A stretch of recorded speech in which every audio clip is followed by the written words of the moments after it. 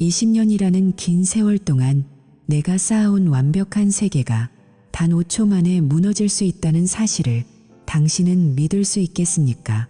90%의 남성들이 자신의 가정이 안전하다고 믿으며 잠자리에 들지만 그중 상당수는 자신이 가장 사랑하는 사람에 의해 이미 파멸의 길로 들어서 있다는 사실을 깨닫지 못합니다. 오늘 제가 겪은 이 믿기 힘든 이야기는 어쩌면 당신에게도 일어날 수 있는 차가운 현실일지도 모릅니다. 단 2분만 제 이야기에 귀를 기울여 보십시오. 제가 어떻게 억만장자가 연루된 거대 범죄 조직의 표적이 되었고 아내의 배신 뒤에 숨겨진 추악하고도 가슴 아픈 진실을 마주하게 되었는지 그 모든 비밀을 공개하겠습니다. 우리 부부의 시작은 여느 평범한 연인들과 다르지 않았습니다.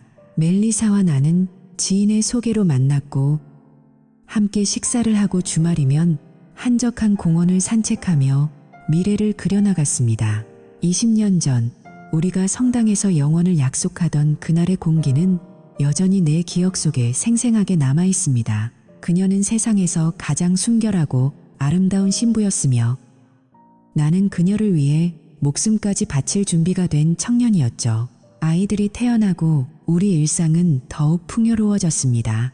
물론 사소한 다툼도 있었고 경제적인 어려움도 겪었지만 나는 우리가 함께 쌓아온 역사가 그 어떤 시련도 이겨내게 해줄 튼튼한 방벽이라고 굳게 믿었습니다. 하지만 시간이 흐르면서 그 방벽에 미세한 균열이 생기기 시작했다는 사실을 나는 외면했습니다. 대화는 점차 꿈보다는 현실적인 문제로 바뀌었고 함께하는 시간은 설렘보다는 의무에 가까운 일상이 되어버렸습니다. 나는 그것이 20년을 함께 산 부부라면 당연히 거쳐야 할 과정이라고 생각했습니다. 멜리사의 눈빛이 조금씩 차가워지고 말투의 가시가 돋기 시작했을 때도 나는 단순히 그녀가 갱년기를 겪고 있거나 집안일에 지친 것이라며 스스로를 다독였습니다. 사건이 터진 그날 저녁 나는 평소보다 일찍 퇴근했습니다. 회사에서 영업 실적을 인정받아 전무이사로부터 직접 승진 통보를 받은 날이었거든요. 나는 샴페인 한 병을 사들고 가벼운 발걸음으로 현관문을 열었습니다. 부엌에서 저녁을 준비하던 멜리사에게 다가가 뒤에서 그녀를 껴안으며 자랑스럽게 내 승진 소식을 전했습니다. 이제 우리 아이들의 대학 등록금 걱정도 덜 수 있고 당신이 사고 싶어 했던 그 차도 계약할 수 있다고 말이죠. 하지만 멜리사의 반응은 내 예상과는 정반대였습니다. 그녀는 내 팔을 뿌리치고는 무표정한 얼굴로 나를 돌아보았습니다. 마크, 나 이제 그만하고 싶어. 우리 이혼해. 그녀의 입에서 나온 말은 마치 날카로운 얼음 송곳처럼 내 가슴을 찔렀습니다. 장난이라고 생각하고 웃어넘기려 했지만 그녀의 눈은 지나치게 진지했고 차가웠습니다. 나는 어안이 벙벙해져서 샴페인 병을 식탁 위에 내려놓았습니다. 멜리사, 갑자기 무슨 소리야? 내가 뭐 잘못한 거라도 있어? 아니면 승진한 게 마음에 안 들어?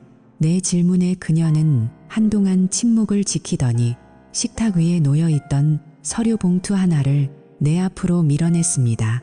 다른 사람이 생겼어. 아니, 정확히 말하면 오래전부터 만났고 이제는 그 사람과 함께해야 할 것 같아. 우린 다시 시작할 수 없어. 그 고백은 내가 20년 동안 알고 지냈던 멜리사가 아닌 전혀 낯선 여자의 입에서 나오는 것 같았습니다. 내 아내는 정숙하고 헌신적인 전업주부였습니다. 집 밖에서 일하는 것조차 원치 않았고 오로지 아이들과 나를 위해 살던 사람이었습니다. 그런 그녀가 불륜이라니, 그것도 20년의 세월을 단칼에 잘라낼 만큼 강력한 사랑이라니. 나는 분노와 혼란이 뒤섞인 채 그녀를 바라보았습니다. 그 사람이 누구야? 언제부터야? 말해봐. 대체 어떤 놈이길래? 내 외침에도 그녀는 동요하지 않았습니다. 오히려 안쓰럽다는 듯 나를 바라보며 당신이 알 필요 없어. 이혼 소송은 변호사를 통해 진행할 거야. 여기 서류에 서명만 해줘. 라고 말하고는 방으로 들어가 버렸습니다. 그날 밤 멜리사는 짐 가방 하나를 들고 집을 나갔습니다. 나는 그녀를 붙잡으려 했지만 그녀는 차가운 시선으로 나를 밀어냈습니다. 그녀가 떠난 후 텅 빈 거실에 홀로 남겨진 나는 맥주를 벌컥벌컥 들이켰습니다. 집안 곳곳에는 여전히 그녀의 향기가 남아있었고 아이들과 찍은 사진 속의 그녀는 환하게 웃고 있었습니다. 하지만 현실의 그녀는 나를 배신했고 우리 가족의 추억을 쓰레기통에 처박아 버렸습니다. 다음 날 아침 나는 혹시나 하는 마음에 그녀에게 전화를 걸었지만 침실 협탁 위에서 그녀의 휴대전화 벨소리가 울렸습니다. 그녀는 휴대전화뿐만 아니라 신용카드, 수표책, 심지어 운전면허증까지 모두 두고 떠난 상태였습니다. 마치 자신의 흔적을 이 세상에서 완전히 지우기로 작정한 사람처럼 말이죠. 침실로 들어간 나는 그녀가 남기고 간 의문의 서류 봉투를 집어들었습니다. 봉투 안에는 이혼 소장과 함께 집등기 권리증, 그리고 아이들의 출생증명서가 들어있었습니다. 그리고 그 밑에는 멜리사의 필체로 내 이름이 적힌 작은 쪽지 하나가 놓여 있었습니다. 쪽지에는 이렇게 적혀 있었습니다. 마크, 나를 찾지 마세요. 이혼이 확정될 때까지 나는 해외에 있을 거예요. 잭 벨지엄 변호사가 모든 일을 처리할 겁니다. 나는 떨리는 손으로 그녀의 휴대전화를 확인하려 했지만 평소 공유하던 비밀번호는 이미 바뀌어 있었습니다. 20년의 세월이 이토록 허망하게 무너질 수 있다는 사실에 나는 정신이 아득해졌습니다. 하지만 그 고통 속에서도 한 가지 의문이 나를 괴롭혔습니다. 왜 그녀는 모든 귀중품을 두고 몸만 빠져나간 것일까? 그리고 왜 하필 내가 승진한 그날 그토록 급하게 이별을 통보해야만 했을까?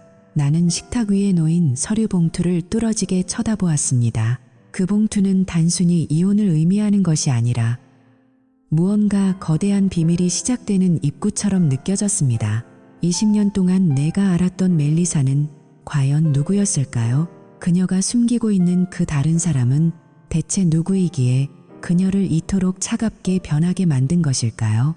나는 바닥에 주저앉아 멜리사가 남긴 봉투를 열어볼 엄두도 내지 못한 채 밤을 지새웠습니다. 창밖으로 새벽 안개가 자욱하게 깔리고 있었고 내 마음속에도 정체를 알 수 없는 거대한 의구심이 안개처럼 피어오르기 시작했습니다. 이 배신은 시작에 불과했습니다. 멜리사가 남긴 그 낡은 서류 봉투 속에서 나는 차마 상상조차 하지 못했던 끔찍하고도 위험한 진실의 첫 조각을 발견하게 됩니다. 그 조각이 나를 어떤 지옥으로 인도할지 그때 나는 전혀 알지 못했습니다. 마크는 바닥에 주저앉아 멜리사가 남긴 봉투를 열어볼 엄두도 내지 못한 채 밤을 지새웠습니다. 창밖으로 새벽 안개가 자욱하게 깔리고 있었고 내 마음속에도 정체를 알 수 없는 거대한 의구심이 안개처럼 피어오르기 시작했습니다. 하지만 그 깊은 절망감은 머지않아 날카로운 분노로 바뀌었습니다. 인간의 영혼이 가장 밑바닥까지 추락했을 때 남는 것은 허무함이 아니라 생존을 위한 처절한 몸부림이더군요. 20년의 세월을 단 한 장의 서류로 요약해버린 그녀의 차가움은 내 가슴 속에 거대한 불길을 지폈습니다. 슬픔은 나약한 자들의 전유물일 뿐. 이제 내게 남은 것은 오직 증오와 진실에 대한 갈증뿐이었습니다. 며칠 동안 나는 시체처럼 집안을 배회했습니다. 멜리사가 즐겨 마시던 차의 향기, 부엌 선반에 가지런히 놓인 그녀의 컵들을 볼 때마다 구역질이 났습니다. 술에 취해 비틀거리다 호숫가로 향했던 어느 날 밤, 나는 비로소 결심했습니다. 차가운 밤 공기가 폐부를 찔렀고 호수 위로 비친 내 모습은 초라하기 그지없었습니다. 나는 무릎을 꿇고 주먹으로 거친 땅을 미친 듯이 내리쳤습니다. 손가락 관절이 터지고 붉은 피가 흙바닥을 적셨지만 고통은 느껴지지 않았습니다. 오히려 그 선명한 통증이 나를 다시 살아있게 만들었습니다. 멜리사, 내가 감히 나를, 우리 가족을, 나는 어둠 속에서 짐승처럼 울부짖으며 맹세했습니다.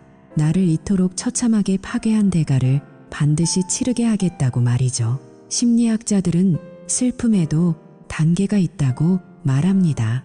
부정, 분노, 협상, 우울, 그리고 수용. 하지만 제게 그 단계는 사치였습니다.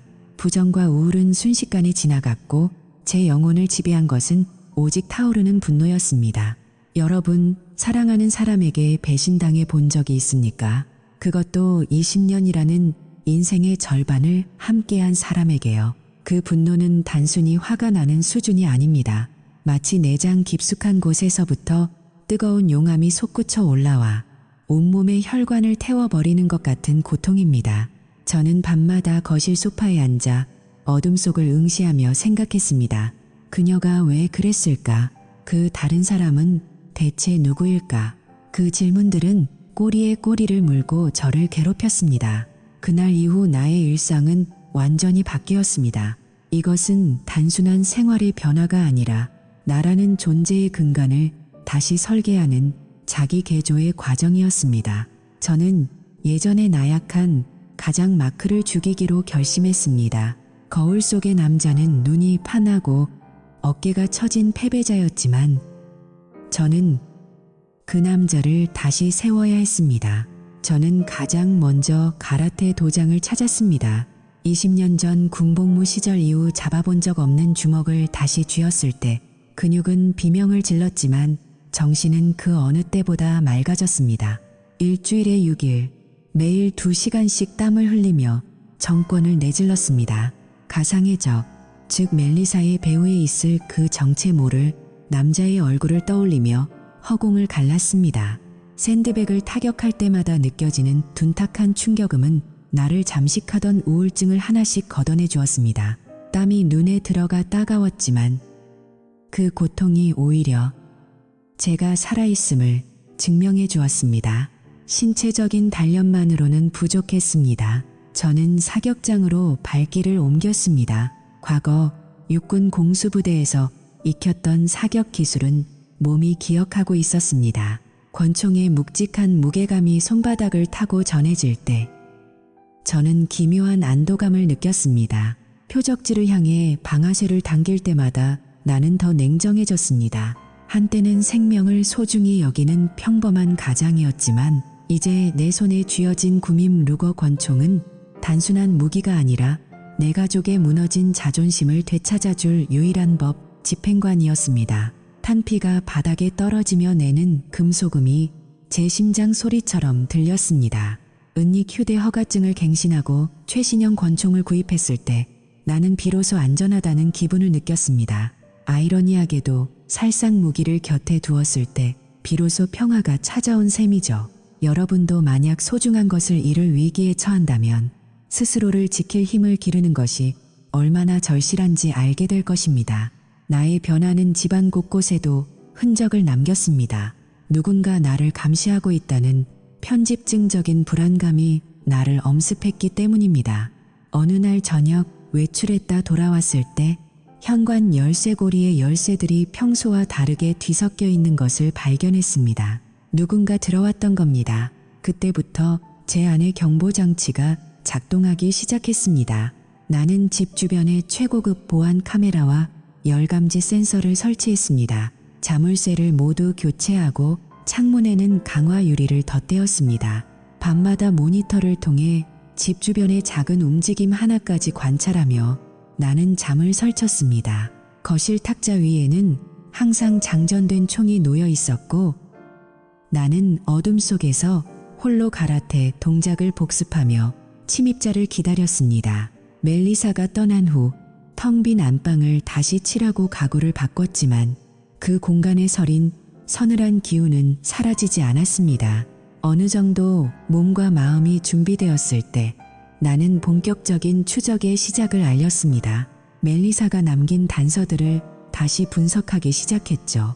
그녀의 휴대전화 요금 청구서를 가짜 위임장으로 입수하여 내슈빌로 향했던 수많은 통화 기록을 찾아냈습니다.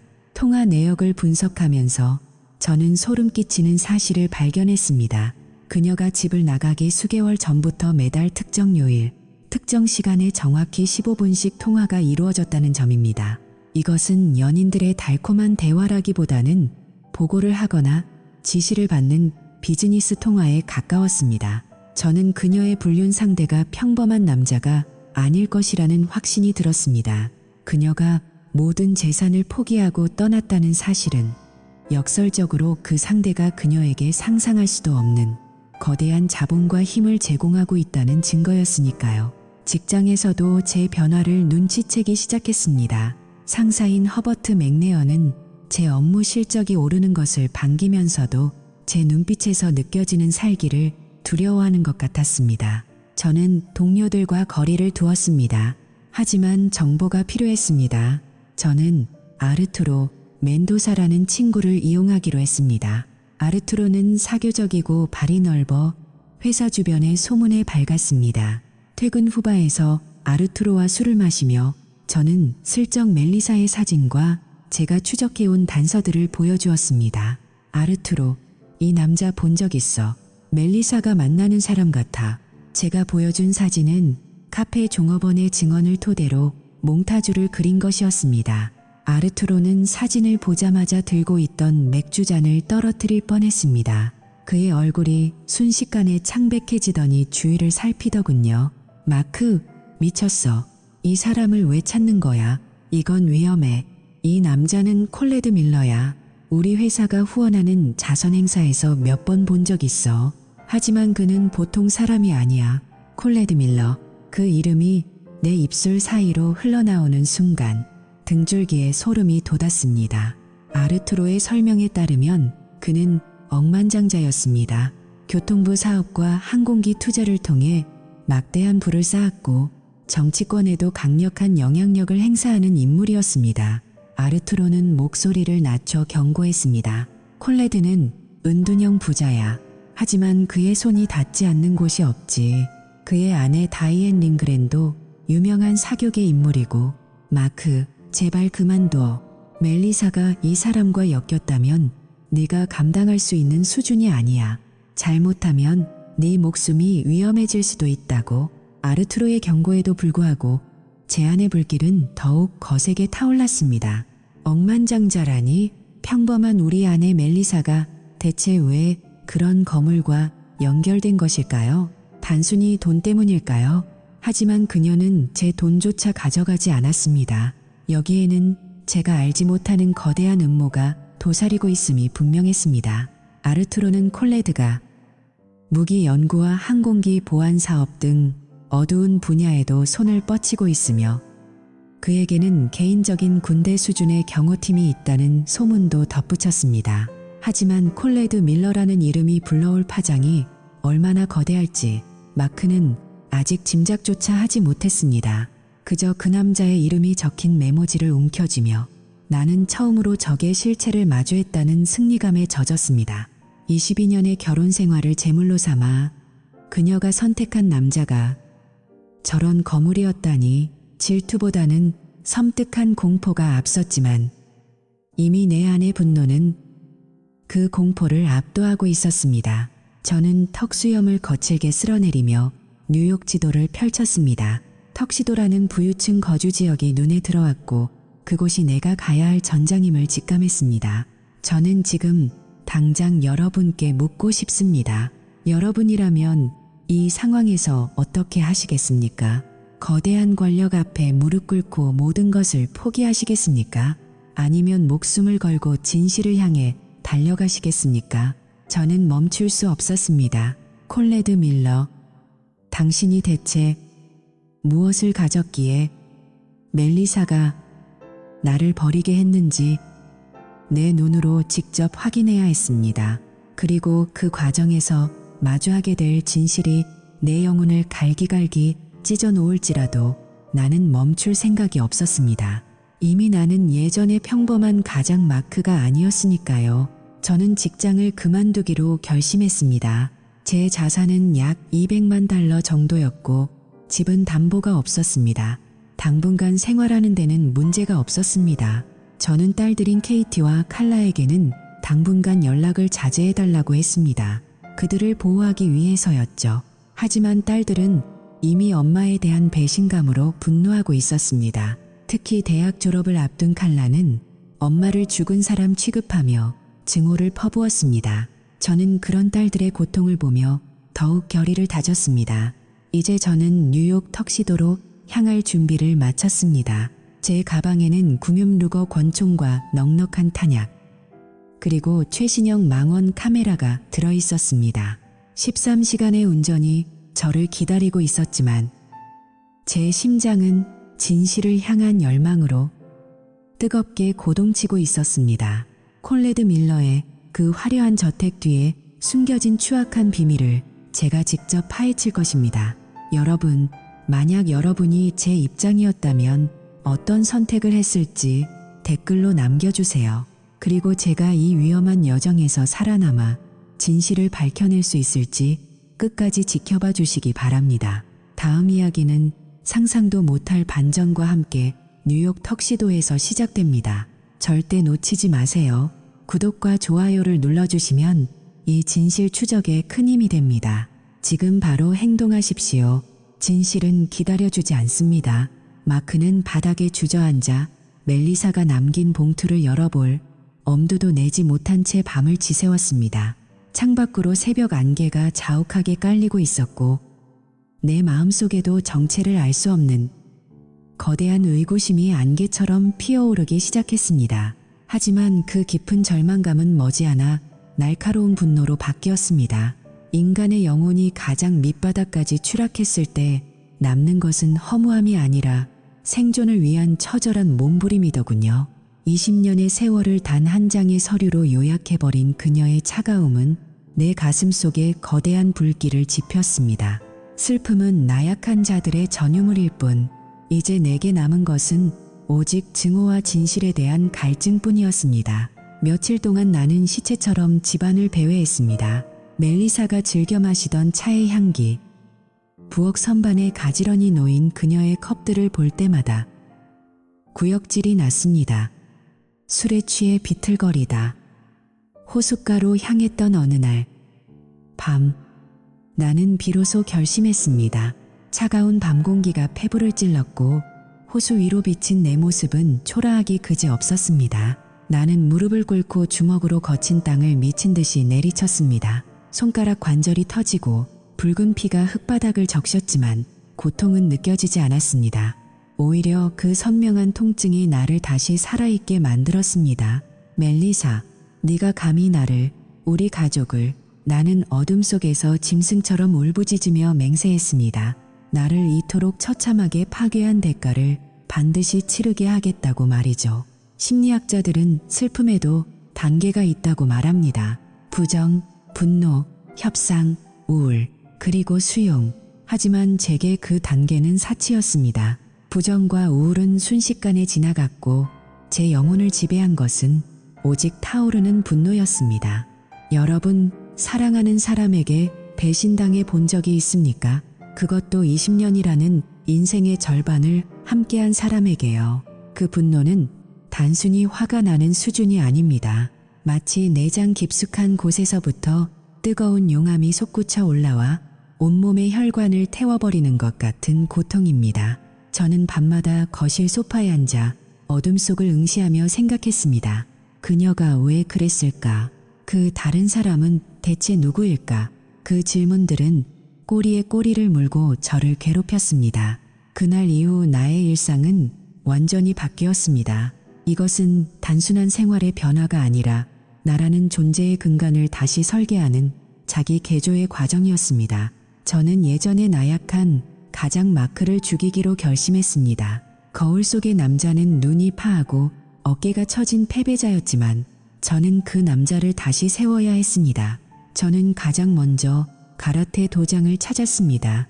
20년 전 군복무 시절 이후 잡아본 적 없는 주먹을 다시 쥐었을 때 근육은 비명을 질렀지만 정신은 그 어느 때보다 맑아졌습니다. 일주일에 6일, 매일 2시간씩 땀을 흘리며 정권을 내질렀습니다. 가상의 적, 즉 멜리사의 배후에 있을 그 정체, 모를 남자의 얼굴을 떠올리며 허공을 갈랐습니다. 샌드백을 타격할 때마다 느껴지는 둔탁한 충격음은 나를 잠식하던 우울증을 하나씩 걷어내 주었습니다. 땀이 눈에 들어가 따가웠지만 그 고통이 오히려 제가 살아있음을 증명해 주었습니다. 신체적인 단련만으로는 부족했습니다. 저는 사격장으로 발길을 옮겼습니다. 과거 육군 공수부대에서 익혔던 사격 기술은 몸이 기억하고 있었습니다. 권총의 묵직한 무게감이 손바닥을 타고 전해질 때 저는 기묘한 안도감을 느꼈습니다. 표적지를 향해 방아쇠를 당길 때마다 나는 더 냉정해졌습니다. 한때는 생명을 소중히 여기는 평범한 가장이었지만 이제 내 손에 쥐어진 국민 루거 권총은 단순한 무기가 아니라 내 가족의 무너진 자존심을 되찾아줄 유일한 법 집행관이었습니다. 탄피가 바닥에 떨어지며 내는 금소금이 제 심장 소리처럼 들렸습니다. 은닉 휴대 허가증을 갱신하고 최신형 권총을 구입했을 때 나는 비로소 안전하다는 기분을 느꼈습니다. 아이러니하게도 살상 무기를 곁에 두었을 때 비로소 평화가 찾아온 셈이죠. 여러분도 만약 소중한 것을 잃을 위기에 처한다면 스스로를 지킬 힘을 기르는 것이 얼마나 절실한지 알게 될 것입니다. 나의 변화는 집안 곳곳에도 흔적을 남겼습니다. 누군가 나를 감시하고 있다는 편집증적인 불안감이 나를 엄습했기 때문입니다. 어느 날 저녁 외출했다 돌아왔을 때 현관 열쇠고리의 열쇠들이 평소와 다르게 뒤섞여 있는 것을 발견했습니다. 누군가 들어왔던 겁니다. 그때부터 제 안의 경보장치가 작동하기 시작했습니다. 나는 집 주변에 최고급 보안 카메라와 열감지 센서를 설치했습니다. 자물쇠를 모두 교체하고 창문에는 강화 유리를 덧대었습니다. 밤마다 모니터를 통해 집 주변의 작은 움직임 하나까지 관찰하며 나는 잠을 설쳤습니다. 거실 탁자 위에는 항상 장전된 총이 놓여 있었고 나는 어둠 속에서 홀로 가라테 동작을 복습하며 침입자를 기다렸습니다. 멜리사가 떠난 후 텅 빈 안방을 다시 칠하고 가구를 바꿨지만 그 공간에 서린 서늘한 기운은 사라지지 않았습니다. 어느 정도 몸과 마음이 준비되었을 때 나는 본격적인 추적의 시작을 알렸습니다. 멜리사가 남긴 단서들을 다시 분석하기 시작했죠. 저는 멜리사가 떠난 뒤 그녀의 직장 격리 기록을 샅샅이 뒤졌습니다. 그리고 놀라운 사실을 발견했습니다. 그녀는 단순히 장부를 정리하는 직원이 아니었습니다. 그녀가 관리하던 특정 계좌들은 모두 복잡한 유령 회사들을 거쳐 내슈빌의 한 번호로 연결되어 있었습니다. 저는 이 비밀을 더 깊이 파헤치기 위해 대담한 도박을 하기로 했습니다. 멜리사의 이혼 변호사 잭 벨지엄을 찾아가 최종 합의를 원하는 척하며 그가 잠시 자리를 비운 사이 책상 위의 위임장 서류를 스마트폰으로 촬영했습니다. 집으로 돌아온 저는 포토샵을 이용해 그 위임장을 정교하게 수정했습니다. 마치 제가 멜리사의 모든 권한을 위임받은 대리인인 것처럼 꾸민 것이죠. 이 가짜 위임장을 들고 통신사 매장을 찾아갔을 때 제 심장은 터질 듯이 뛰었습니다.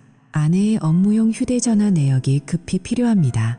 직원은 의심스러운 눈초리로 저를 보았지만 정교하게 위조된 서류와 멜리사의 생년월일을 조합한 비밀번호가 일치하자 결국 1년치 통화 내역서를 내주었습니다.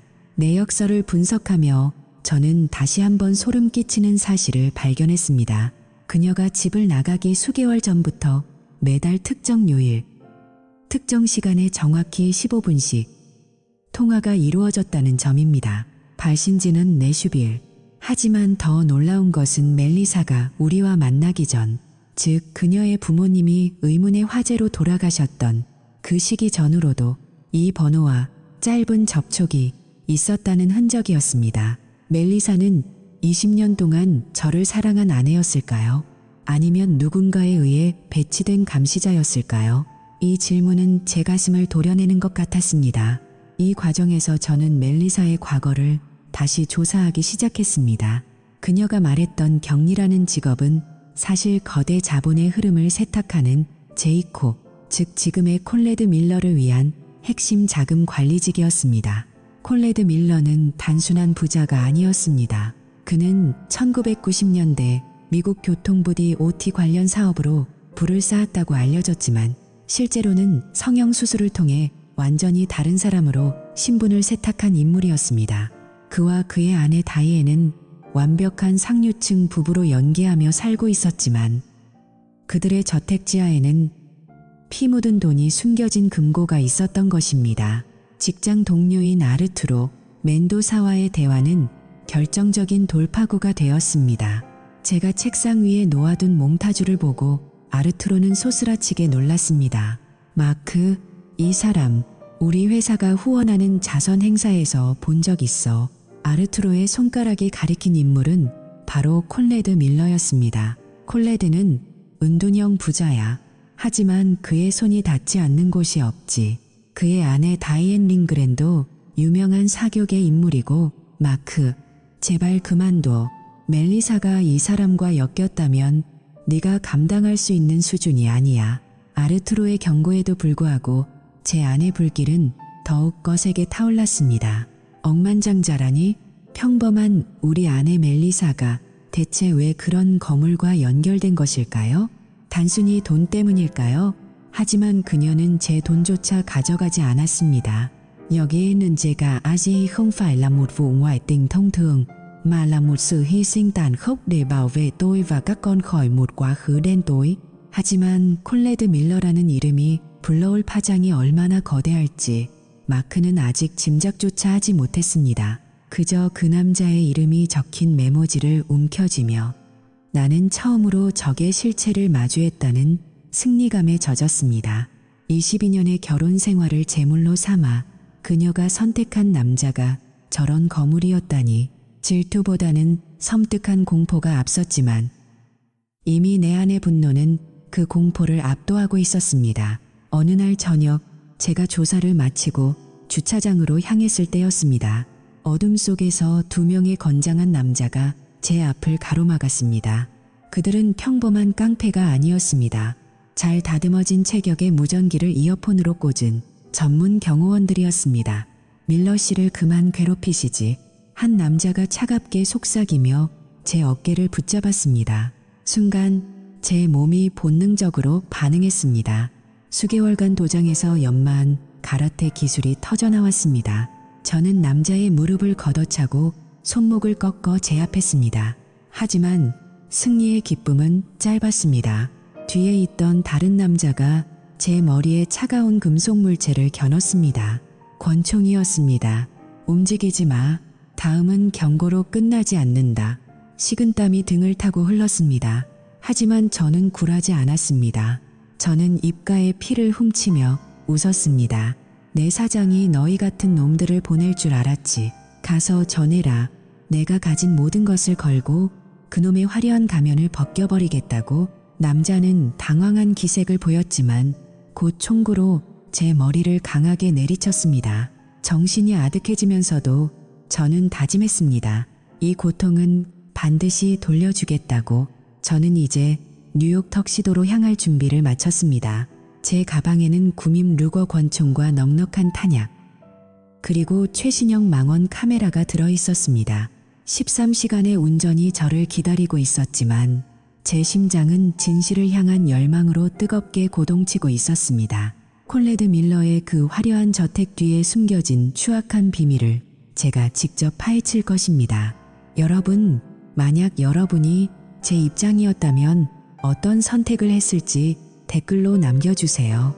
거대한 권력 앞에 무릎 꿇으시겠습니까? 아니면 끝까지 맞서 싸우시겠습니까? 구독과 좋아요를 눌러주시면 이 진실 추적에 큰 힘이 됩니다. 지금 바로 행동하십시오. 진실은 기다려주지 않습니다. 다음 이야기는 상상도 못할 반전과 함께 뉴욕 턱시도에서 시작됩니다. 절대 놓치지 마세요. 주차장의 차가운 아스팔트 위에서 마크는 깨달았습니다. 이것은 단순한 치정극이 아니라 생존을 건 전쟁임을. 내 머리를 겨누었던 차가운 총구의 감촉과 나를 죽일 듯 노려보던 괴한들의 눈빛은 도망칠 곳 없는 막다른 골목으로 나를 몰아넣었습니다. 하지만 나는 더 이상 예전의 나약한 가장이 아니었습니다. 내 가슴 속에는 20년의 세월을 기만당했다는 분노와 그 배후에 숨겨진 추악한 진실을 파헤치겠다는 광기에 가까운 결의가 이글거리고 있었습니다. 나는 구밈 루거 권총의 묵직한 무게를 느끼며 뉴욕 턱시도로 향하는 고속도로 위로 차를 몰았습니다. 어둠이 짙게 깔린 밤. 전조등 불빛만이 내가 가야 할 전장을 비추고 있었습니다.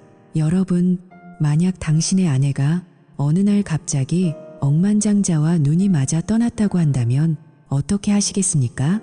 대부분은 절망하며 포기하겠지만 저는 그 화려한 겉모습 뒤에 숨겨진 썩은 냄새를 맡았습니다. 턱시도에 도착했을 때 그곳은 내가 살던 동네와는 완전히 다른 세상이었습니다.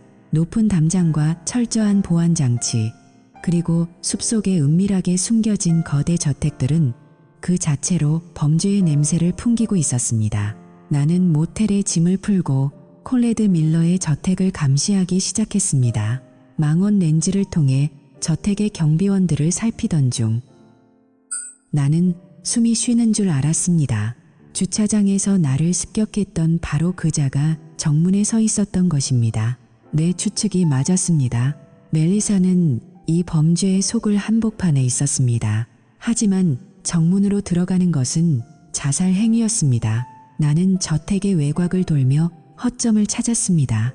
그러다 북서쪽 모퉁이에서 거대한 나무 한 그루가 담장 너머로 가지를 뻗고 있는 것을 발견했습니다. 미친 짓이라는 걸 알았지만 다른 방법이 없었습니다. 나는 근처 철물점에서 접이식 사다리와 밧줄을 샀습니다. 밤이 깊어지기를 기다려 나는 나무 위로 기어 올라갔습니다. 수개월간 연마한 가라테와 체력 단련 덕분에 내 몸은 생각보다 가볍게 움직였습니다. 담장 꼭대기에 올라서자 저택의 전경이 한눈에 들어왔습니다. 아름답게 조경된 정원과 폭포가 흐르는 타원형의 수영장, 그리고 그 옆에서 평화롭게 책을 읽고 있는 한 여자가 보였습니다. 콜레드 밀러의 아내 다이앤 링그렌이었습니다. 그때 미닫이 유리문이 열리고 한 남자가 걸어 나왔습니다. 그는 다이앤에게 다가가 자연스럽게 입을 맞췄습니다. 콜레드 밀러였습니다. 억만장자의 완벽한 삶.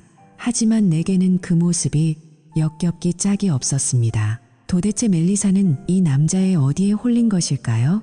아니면 이 남자가 우리 가족에게 무슨 짓을 한 것일까요? 그런데 그 평화로운 광경은 순식간에 지옥으로 변했습니다. 정체불명의 괴한들이 소음기가 달린 총을 들고 나타나 그들을 저택 안으로 거칠게 밀어넣었습니다. 인질극이었습니다. 나는 본능적으로 담장을 넘어 저택 안으로 달렸습니다. 경찰에 신고를 마친 뒤 나는 열려있는 미닫이 문을 통해 거실 근처로 몸을 숨겼습니다. 두꺼운 커튼 뒤에 숨어 숨을 죽인 채 거실을 들여다보았습니다. 그곳에는 7명의 남자가 대치하고 있었고 내 심장을 멈추게 한 여자가 소파에 앉아 있었습니다. 멜리사였습니다. 그녀는 공포에 질린 표정으로 떨고 있었습니다. 진호라고 불리는 덩치 큰 남자가 콜레드에게 소리를 지르고 있었습니다. 제이콥, 아니 콜레드 밀러라고 불러줘야 하나? 네가 우리 형 조니를 감옥에 쳐넣고 700~800만 달러를 빼돌렸을 때 이런 날이 올 줄 몰랐나? 진호의 비릿한 웃음소리가 거실에 울려 퍼졌습니다. 대화가 이어질수록 나는 충격적인 진실과 마주했습니다. 콜레드의 본명은 제이콥이었고 그는 과거 범죄 조직의 자금 세탁업자였습니다. 그리고 멜리사는 단순한 격리가 아닌 그의 핵심 자금 관리자이자 조직의 내부 고발자였습니다. 진호의 말에 따르면 멜리사는 조직의 보복으로부터 나와 아이들을 지키기 위해 콜레드와 공모하여 불륜이라는 시나리오를 짠 것이었습니다. 그녀가 남기고 간 쪽지, 그 차가운 이혼 통보, 모든 것이 우리를 조직의 표적에서 벗어나게 하려는 그녀의 처절한 연기였습니다. 여러분, 이 대목에서 소름 돋지 않습니까? 내가 증오했던 아내의 배신이 사실은 나를 살리기 위한 마지막 수단이었다니요.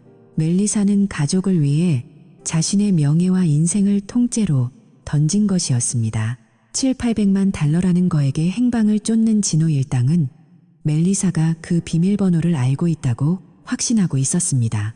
멜리사는 아무 잘못 없어 돈은 내가 다 돌려줄 테니 여자들은 건드리지 마. 콜레드가 절규했습니다. 하지만 진호는 멜리사의 머리에 총구를 겨눴습니다. 이 여자는 너무 많은 걸 알고 있어.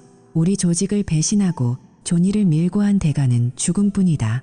그 순간 내 안에서 무언가 폭발했습니다. 20년 동안 나를 사랑했고 죽음의 위기 앞에서도 나를 지키려 했던 아내의 진심을 깨달은 순간 공포는 사라지고 오직 그녀를 구해야 한다는 본능만이 남았습니다. 나는 커튼 틈새로 진호를 조준했습니다. 사격장에서 수천 번 반복했던 감각이 손끝으로 전해졌습니다. 가장 즉각적인 위협부터 제거하라. 교관의 목소리가 환청처럼 들렸습니다. 나는 작게 숨을 내뱉고 방아쇠를 당겼습니다. 정확한 조준이었습니다. 진호의 등에 구멍이 뚫리며 그는 앞으로 고꾸라졌습니다. 거실은 순식간에 아수라장이 되었습니다. 나는 훈련받은 대로 몸을 날리며 다음 표적을 노렸습니다. 두 번째 괴한이 총을 겨누기 전 내 총탄이 그의 가슴을 꿰뚫었습니다. 세 번째, 네 번째, 거실은 피비린내 나는 전쟁터로 변했습니다. 총알이 내 옆구리를 스치고 어깨에 박히는 고통이 느껴졌지만 멈출 수 없었습니다. 총성이 거실의 정적을 깨뜨렸고 마크의 시야에는 오직 멜리사의 겁에 질린 얼굴만이 가득 찼습니다. 적들의 반격은 거셌지만 분노로 무장한 나를 막을 수는 없었습니다. 나는 마지막 남은 적이 쓰러질 때까지 방아쇠를 당겼습니다. 바닥은 붉은 피로 물들었고 연기 자욱한 거실 한복판에서 나는 멜리사를 바라보았습니다. 그녀가 내 이름을 부르며 달려오는 모습이 보였습니다. 그녀의 외침을 끝으로 제 의식은 점차 흐려져 갔습니다. 어둠 속에서 깨어난 마크는 자신의 손을 꼭 잡은 멜리사의 온기를 느끼며 미소 지었습니다. 이제 모든 진실이 밝혀졌고 가혹했던 연극은 피의 대가를 치르고 끝이 났습니다. 구독자 여러분, 이것이 바로 제가 마주한 진실입니다. 사랑하는 사람을 지키기 위해 당신은 어디까지 갈 수 있습니까? 멜리사의 희생적인 사랑이 아니었다면 저와 우리 아이들은 이미 이 세상 사람이 아니었을지도 모릅니다. 이 이야기가 주는 교훈은 명확합니다. 겉으로 보이는 것이 전부가 아니라는 것. 그리고 진정한 사랑은 때로 가장 고통스러운 가면을 쓴다는 사실입니다. 만약 당신이 비슷한 위기에 처해 있다면 절대로 포기하지 마십시오. 스스로를 단련하고 진실을 쫓으십시오. 지금 바로 이 영상을 공유해 주세요. 당신의 주변에도 겉모습만 보고 소중한 사람을 오해하고 있는 누군가가 있을지 모릅니다. 이 이야기가 그들에게 새로운 시각을 줄 수 있기를 바랍니다. 그리고 댓글로 여러분의 생각을 들려주세요. 과연 마크는 멜리사를 온전히 용서할 수 있을까? 여러분의 의견이 궁금합니다. 다음 에피소드에서는 병원에서의 재회와 이 거대한 폭풍이 지나간 후 우리 가족이 어떻게 다시 일어서게 되었는지 그 감동적인 마지막 이야기를 들려드리겠습니다. 알림 설정을 확인해 주세요. 진실의 끝은 아직 멀지 않았습니다. 지금 행동하십시오. 당신의 가정을 지키는 힘은 바로 당신의 의지에서 나옵니다. 조만간 마지막 이야기로 돌아오겠습니다. 지켜봐 주십시오. 어둠 속에서 깨어난 마크는 자신의 손을 꼭 잡은 멜리사의 온기를 느끼며 미소 지었습니다. 정신이 들었을 때 가장 먼저 느껴진 것은 코끝을 찌르는 소독약 냄새와 옆구리를 파고드는 둔탁한 통증이었지만 그보다 더 선명했던 건 내 손등 위로 떨어지는 뜨거운 눈물이었습니다. 눈을 뜨자 희미한 병실 조명 아래 멜리사의 얼굴이 보였습니다. 수척해진 얼굴, 붉게 충혈된 눈. 그녀는 내가 깨어난 것을 확인하자마자 참았던 울음을 터뜨리며 내 가슴에 얼굴을 묻었습니다. 침대 옆에는 경찰관이 서 있었고 내 한쪽 손목에는 수갑이 채워져 있었지만 그런 건 중요하지 않았습니다. 그녀가 여기 있다는 것, 그것만이 유일한 진실이었습니다. 마크, 정말 미안해요. 나 때문에 당신이 죽을 뻔했어. 멜리사는 흐느끼며 그동안 차마 입 밖으로 꺼내지 못했던 이야기들을 쏟아냈습니다. 20년 전부터 이어져 온 범죄 조직의 감시. 자신을 거두어 주었던 콜레드 제이콥과 사실은 조직의 자금을 빼돌려 신분을 세탁한 인물이었다는 사실.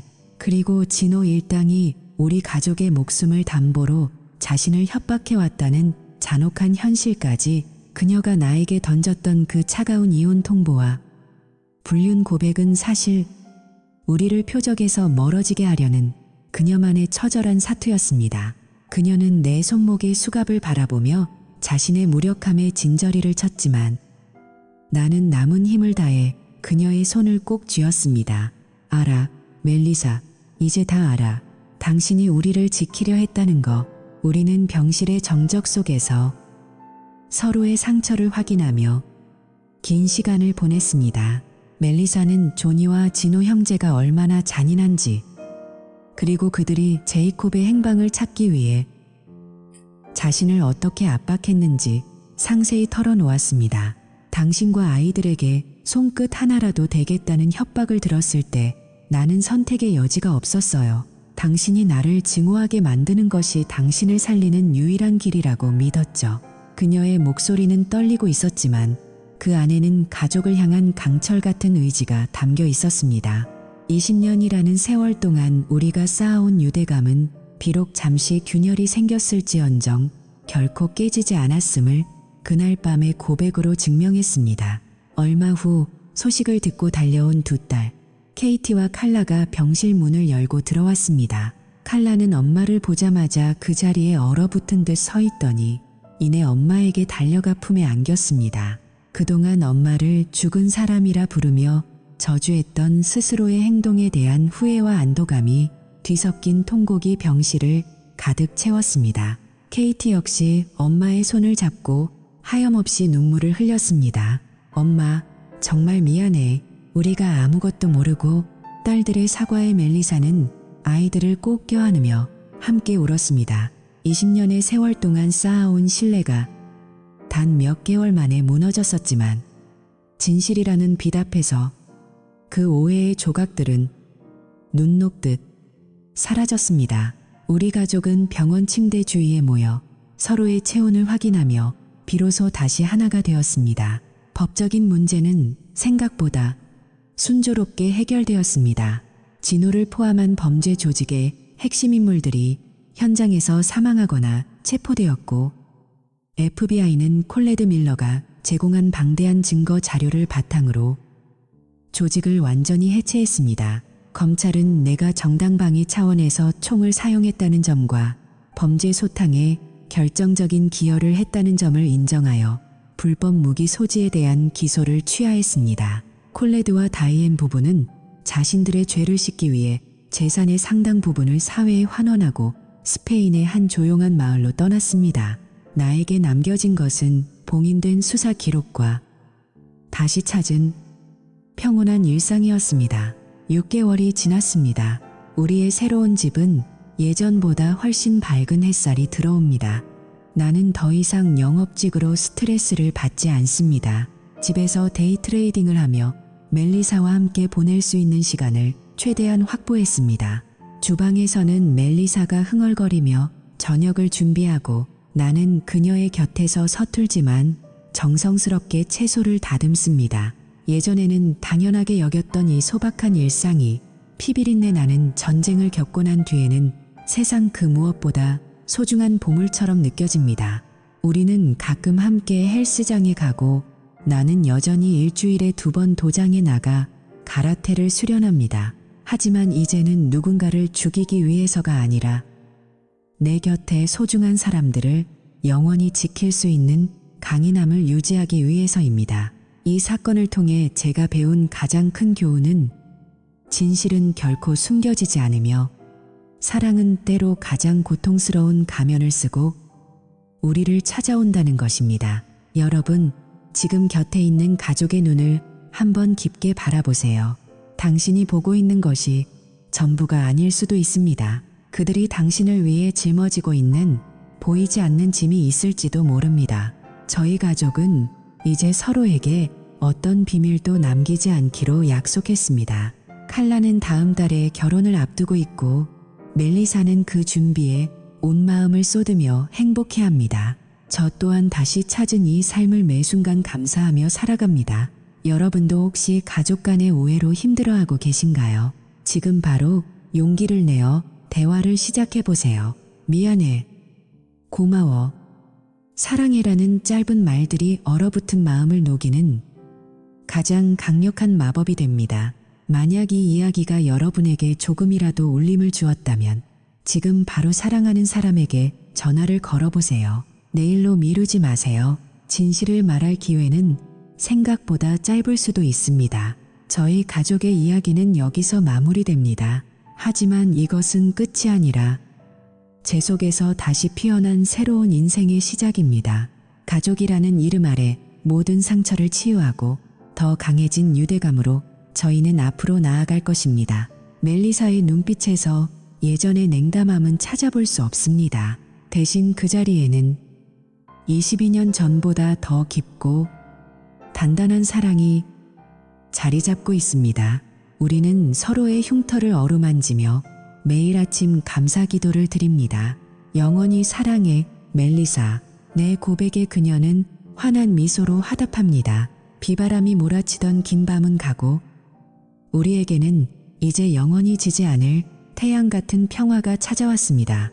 이것이 우리 가족이 복구해낸 세상에서 가장 아름다운 기적입니다. 지금까지 저의 처절했던 추적과 진실의 기록을 지켜봐 주셔서 감사합니다. 여러분의 삶에도 언제나 평화와 사랑이 가득하기를 바랍니다. 만약 제 이야기가 도움이 되셨다면 구독과 좋아요로 응원해 주세요. 댓글로 여러분의 소중한 가족 이야기나 느낀 점을 공유해 주시면 하나하나 소중히 읽겠습니다. 우리 함께 더 따뜻한 세상을 만들어가요. 감사합니다. 여러분, 지금 바로 사랑한다고 말하세요. 잊지 마세요. 가장 어두운 밤 뒤에 가장 찬란한 아침이 옵니다. 2026년의 이 봄날, 저는 그 어느 때보다 행복합니다. 안녕히 계십시오.